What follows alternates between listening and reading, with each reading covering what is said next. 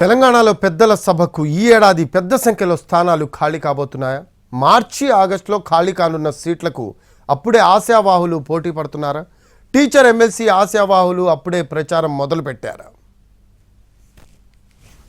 తెలంగాణ శాసన మండలిలో ఈ ఏడాది 9 స్థానాలు ఖాళీ కానున్నాయి. వీటిలో 5 ఎమ్మెల్యే కోటా సీట్లు ఉండగా 1 పట్టభద్రుల స్థానం, 2 టీచర్ స్థానాలు ఉన్నాయి.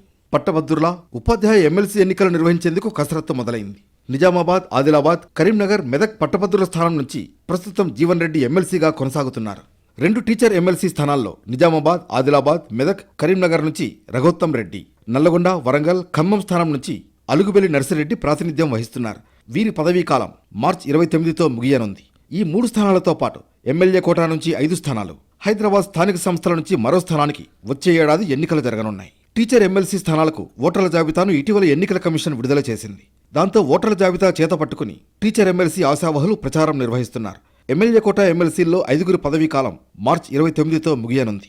వీరిలో యగ్గె మల్లేశం, మీర్జా రియాజ్ ఉల్ హసన్, సత్యవతి రాథోడ్, సేరి సుభాష్ రెడ్డి, మహమూద్ అలీ ఉన్నారు. అలాగే హైదరాబాద్ స్థానిక సంస్థల కోటాలో ఎమ్మెల్సీగా ఉన్న ఎంఎస్ ప్రభాకర్ రావు పదవీకాలం ఆగస్టు 6వ తేదీతో ముగియనుంది.